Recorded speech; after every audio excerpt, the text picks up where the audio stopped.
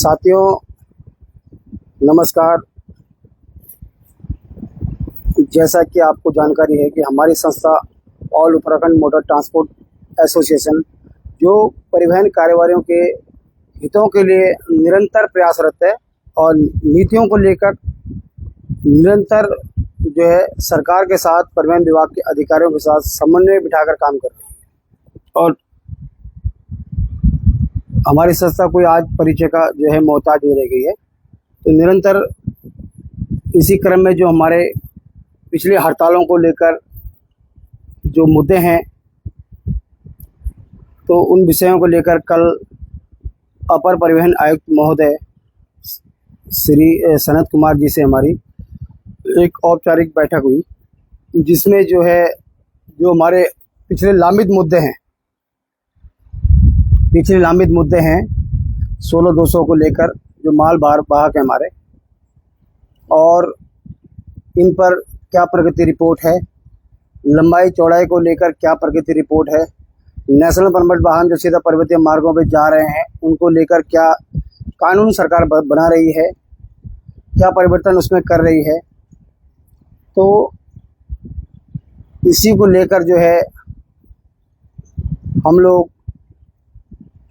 निरंतर, और जो रोडवेज खरीद को लेकर है, अभी रोडवेज जो 250 बसें खरीदी है उससे क्या प्रतिकूल असर हुआ।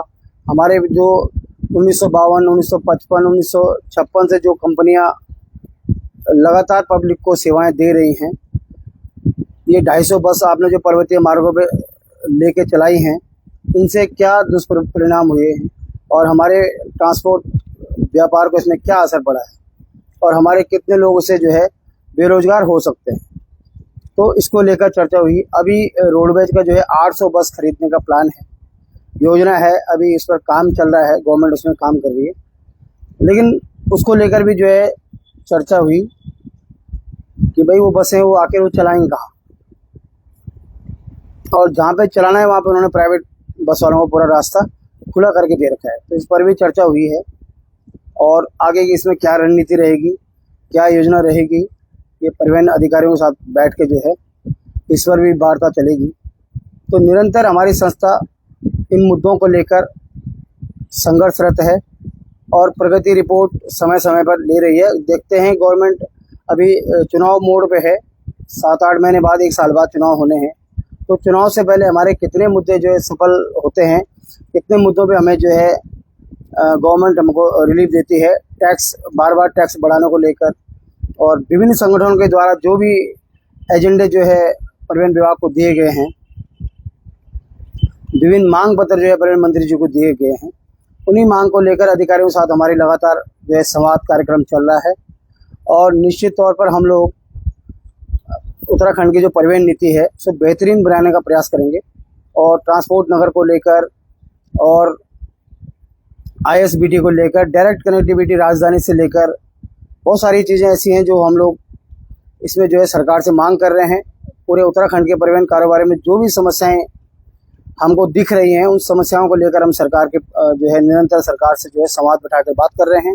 और पंजाब गवर्नमेंट जो हमसे हमारे जो है ऑल इंडिया परमिट गाड़ियां हैं उनसे बहुत ज़्यादा जो है टैक्स ले रही है, उसके लिए भी जो है हमने एक पत्र जो है परिवहन आयुक्त महोदय के नाम पे जो एक पत्र भेजा है। तो जल्दी ही जो है उत्तराखंड शासन से एक पत्र जो है पंजाब गवर्नमेंट को जाएगा। तो पंजाब गवर्नमेंट मुझे क्या डिसीजन लेती है वो भी आपको बता दिया जाएगा। और ऐसे जो है टैक्स बढ़ाने को लेकर सरकार से जो है निवेदन किया कि बार आप टैक्स न बढ़ाइए। अन्य राज्यों की अपेक्षा हमारा बहुत ज़्यादा टैक्स है, और जो क्षेत्रफल है उत्तराखंड का वो बहुत कम है, और मैदानी और पर्वतीय में जो है 2 क्षेत्रफल है, मैदानी और पर्वतीय। और पर्वतीय नीतियों में जो गड़बड़ झाला चल रहा है, जो गलत नीति बनाने का यहाँ के उत्तराखंड के जो परिवहन कारोबारी है उनको लगातार नुकसान हो रहा है।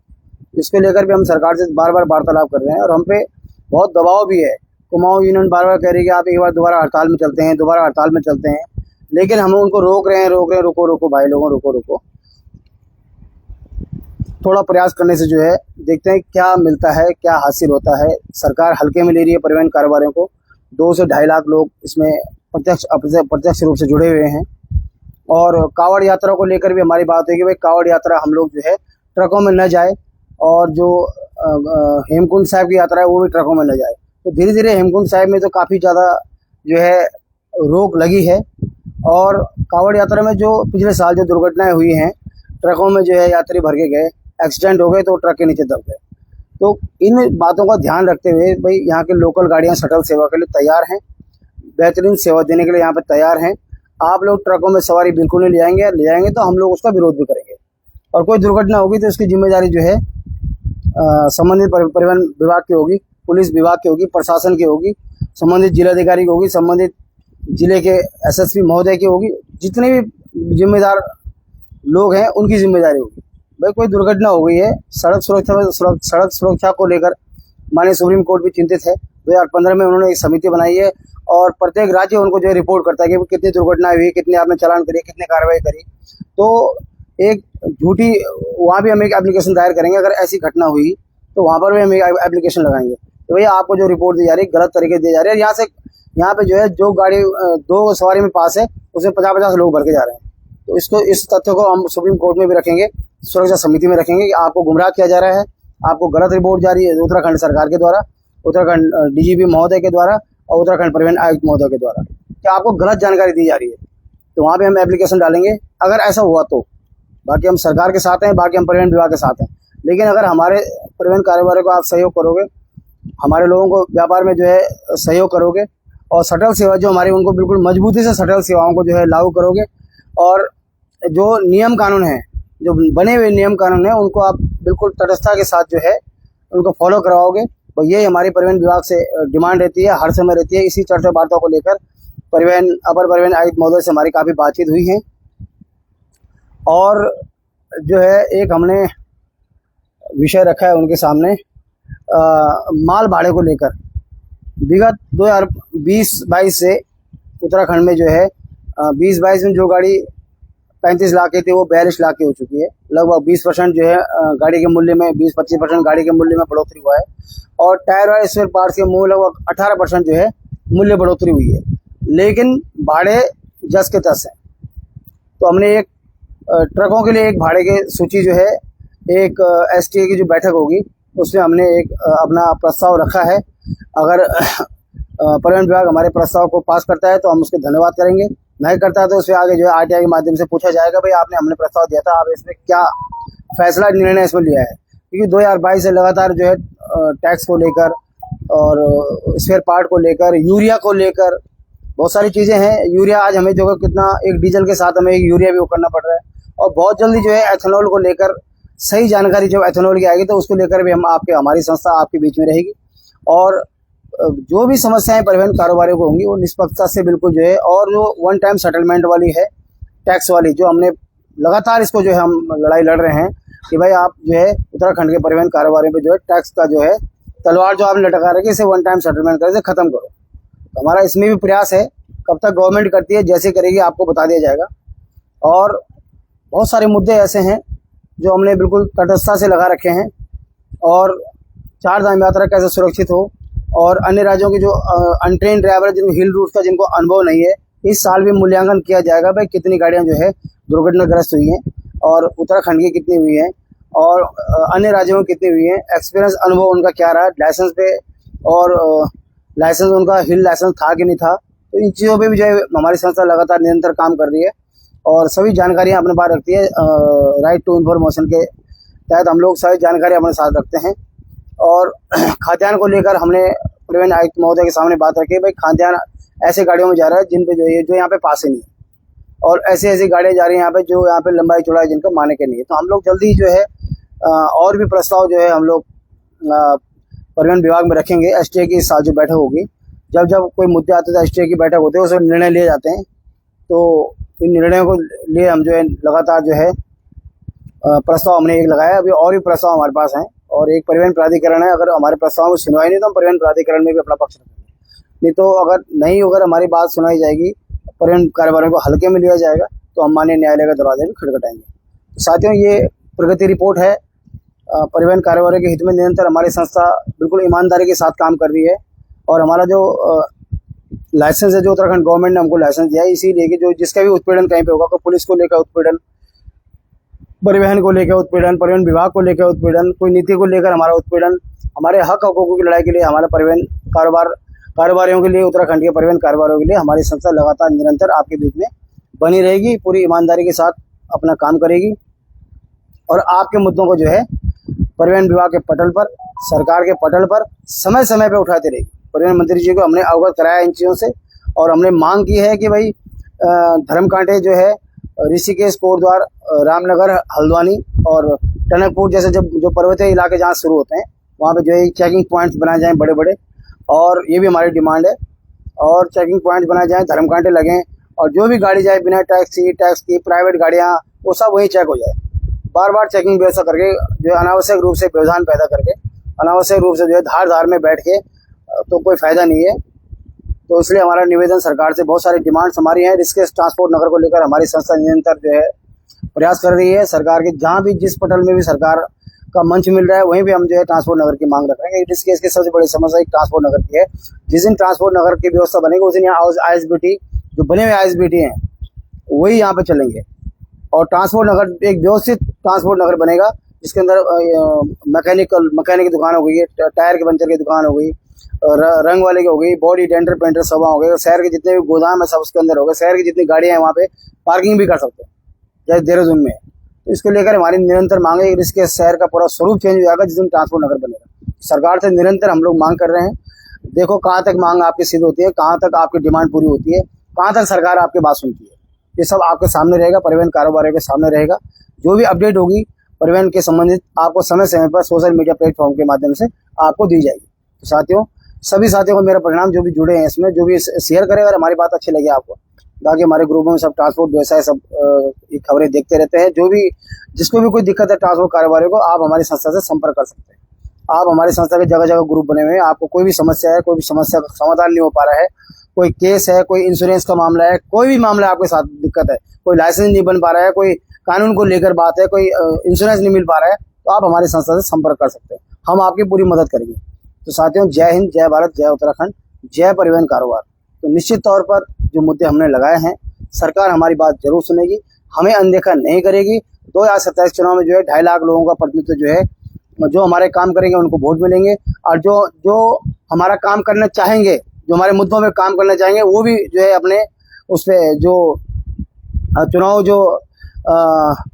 जो मुद्दे होंगे उनके उन मुद्दों में हमारे मुद्दों को शामिल करेंगे। ये चुनाव वर्ष है तो जो परिवहन कारोबारी की समस्याओं को भी जो है अपने घोषणा पत्र में जो है लिखेगा, तो कहीं ना कहीं परिवहन कारोबारी उसको समर्थन करेंगे, उसको सपोर्ट करेंगे। हमारा भी वोट है 2.5 लाख तो हमारे पास गाड़ियाँ हैं, लगभग कॉमर्शियल गाड़ियाँ रजिस्टर्ड हैं। तो कॉमर्शियल गाड़ी उनके पीछे कितने परिवार हैं और टायर वाले हैं, जो यहाँ का जो लोकल कारोबार, जब लोकल कारोबारी काम करेगा तो टायर भी यहाँ रबड़ चढ़ाएगा, लोकल कारोबारी काम चलेगा तो कमानी भी यहाँ करेगा, लोकल कारोबारी टायर भी यहाँ खरीदेगा। तो एक गाड़ी वाले से कितने लोगों को रोजगार मिलेगा, सरकार को टैक्स मिलेगा। अब आप हरियाणा नंबर गाड़ी यहाँ पे चला रहे हो तो आपको क्या फायदा, मेरा ना टैक्स मिला, ना वो हरियाणा से टायर ला रहा है, हरियाणा से मैकेनिक ला रहा है, हरियाणा से रंग करवाने जा रहा है, तो आपको क्या फायदा इससे। भाई हमें वो व्यापारी चाहिए, एक व्यापारी से सरकार भी पले और यहाँ के जो है लोकल जो हमारे संसाधन हैं उनको भी रोजगार करने का अवसर मिले, हमारे युवाओं को जो है रोजगार करने का अवसर मिले। तो युवा संकल्प उन्नत हिमालय यही विकल्प, ये तब सफल होगा जब इन मुद्दों पर सरकार विचार करेगी, सरकार काम करेगी, सरकार का सपोर्ट मिलेगा काम करने वालों को। ये नहीं खाली चालान काट के अपना उल्लू सीधा करके और बस हो गया, चालान काटो 500 चालान सुनो काट दो, कुछ है ही नहीं 500 काट दे भाई। तो ये लूट डकैती जो है बंद करनी पड़ेगी और परिवहन कारोबारों को सपोर्ट करना पड़ेगा। ये रोजगार का बहुत बड़ा साधन है। आज के युवा आपने देखे, महिला हमारी मातृशक्ति भी जो है टैक्सी चला रही है, श्रीनगर से दिल्ली, चंडीगढ़, मतलब ऑल इंडिया में। श्रीनगर से हमारी बहन एक निरंतर जो है सोशल मीडिया प्लेटफॉर्म में अपनी जानकारी देती रहती है, मैं आज यहाँ हूँ, आज मेरी सवारी यहाँ से यहाँ। तो महिलाएं भी, मातृशक्ति भी हमारी से जुड़ी हैं। तो मातृशक्ति का केवल बोल के सम्मान नहीं होगा, मातृशक्ति का सम्मान है, मातृशक्ति सम्मान है, मातृशक्ति लिए हम ये कर देंगे, मातृशक्ति हम जो है चुनाव में वो करेंगे। आप ठीक है, मातृशक्ति का जो है प्रतिनिधित्व होना चाहिए, राजनीति में भी बेहतर प्रतिनिधित्व होना चाहिए और एक परसेंटेज के हिसाब से प्रतिनिधित्व। लेकिन जो लोग मातृशक्ति जो टैक्सी का काम कर रही है, जो परिवहन का काम कर रही है, जो ट्रांसपोर्ट का काम कर रही है, जो अपने घर से गाड़ियाँ चलवा रही हैं, उनको क्या होगा, वो भी मातृशक्ति है। तो उस मातृशक्ति का हम कैसे सहयोग करेंगे। जो हमारे घर में हमारे परिवार है वो भी मातृशक्ति है और हमारे परिवार के परिवार है वो भी मातृशक्ति है। तो मातृशक्ति को जो है आप कैसे मजबूत करोगे, जब उनका परिवार मजबूत होगा। उनकी चिंताएं नहीं होंगी, उनको टेंशन नहीं होगी कि भाई कमाई कैसे करेंगे, बच्चे कैसे पालेंगे, फीस कैसे देंगे, कमरे का किराया कैसे देंगे, बढ़ती महंगाई में हम सर्वाइव कैसे करेंगे। तो मातृशक्ति को खाली बोल के नहीं, करके कुछ होगा। तो उन मातृशक्ति को सैल्यूट है जो हमारे परिवहन कारोबार में जुड़ी हुई है। सैल्यूट उस बहन को, श्रीनगर से हमारी एक बहन जो है टैक्सी चलाती है, डेली सोशल मीडिया प्लेटफॉर्म पे अपडेट रहती है। तो युवा भी इसमें जो सोशल मीडिया प्लेटफॉर्म में युवाओं, देखो हिमगिरी बस हो गई, विश्वनाथ बस हो गया, और सभी जो टैक्सी मैक्सी वाले हो गए, सब हमारे युवा साथी जो लगातार सोशल मीडिया के माध्यम से आपको बताते रहते हैं, आपको जानकारी, अनेकों प्रकार की जानकारी देते रहते हैं। तो युवा भी कहीं ना कहीं इसमें जो है पूरा इन्वॉल्व है, और बुजुर्ग भी इन्वॉल्व है, टायर वाला भी है, बैटरी वाला भी है, रंग वाला भी है, डेंटिंग वाला भी है, पेंटिंग वाला भी है, सरकार भी है। सरकार को टैक्स मिलेगा, जितनी ज़्यादा गाड़ी होंगी तो टैक्स फायदा होगा सरकार को, उत्तराखंड सरकार को, किसी चीज़ की कमी नहीं रहेगी हमारे पास। तो मेरा सरकार से नियम है, जो बने हुए नियम कानून है उनका पालन सख्ती से कराया जाए। नए नियम भले ही न बने, लेकिन जो पुराने नियम है उनका नियमों का पालन सख्ती से कराया जाए। कुछ ऐसे नियमों की जो अड़चन आ रही हैं, जिनको काम करने में जो लोगों को दिक्कत हो रही है, उनको भी जो है आप लोग जो है उन मुद्दों को जो है हम लोग आपके समक्ष उठा रहे हैं, और लगातार संघर्ष कर रहे हैं स्वयं के खर्चे से, स्वयं के पैसों से। अगर सरकार नहीं सुनेगी तो देखो कितने लोग प्रभावित होंगे। तो रोजगार, स्वरोजगार के लिए जो लोग खुद के दम पे स्वरोजगार कर रहे हैं, उनको काम करने का अवसर कैसे मिलेगा, कैसे प्राप्त होगा। तो इस सरकार को इन बातों में विचार करना है। बिना सरकार के सपोर्ट के कोई भी युवा आगे नहीं बढ़ सकता, कोई भी प्रदेश आगे नहीं बढ़ सकता, कोई भी जो है देश आगे नहीं बढ़ सकता, कोई भी गांव बढ़ नहीं सकता, कोई भी जो है कोई भी क्षेत्र जो है ऐसे बढ़ नहीं सकता। अगर सरकार का सपोर्ट नहीं है, पॉलिटिकल नेताओं का सपोर्ट नहीं है, जिन पे विश्वास करके हम चुनते हैं कि भाई ये हमारा प्रतिनिधित्व करेंगे, हमारी बातों को सरकार में रखेंगे, हमारी बातों से यहाँ से करेंगे, तो जब तक आपका सहयोग नहीं मिलेगा तब तक युवा संकल्प उन्नत हिमालय यही विकल्प का नारा सफल नहीं हो सकता। तो हमारा सरकार से निवेदन है कि आप परिवहन कारोबारियों को सपोर्ट करें, युवाओं को सपोर्ट करें, मातृशक्ति को प्रणाम करें, मातृशक्ति को सपोर्ट करें, जो इस परिवहन कारोबार से निरंतर अपनी सेवाएं दे रहे हैं। तो साथियों, समय समय पे हम आपके बीच में जो है एक परिवहन से संबंधित जो भी दिक्कत समस्याएं आएंगी, जो हमारे संस्था का जो कॉन्सेप्ट है, जो हमारे संस्था का जो लाइसेंस में लिखा हुआ है कि आप परिवहन संस्थाओं की मदद करोगे, आप प्रदूषण को लेकर काम करोगे, आप सड़क सुरक्षा सप्ताह को लेकर काम करोगे, ये हमारे स्पष्ट लिखा हुआ है। इसमें किसी पुलिस और परिवहन के बीच में कोई झगड़ा हो जाता है, उसको लेकर संवाद करोगे, उसको लेकर वार्तालाप करोगे, परिवहन विभाग से संवाद करोगे, परिवहन विभाग से नीतियों को लेकर लड़ाई लड़ोगे, ये हमारे लाइसेंस में लिखा हुआ है।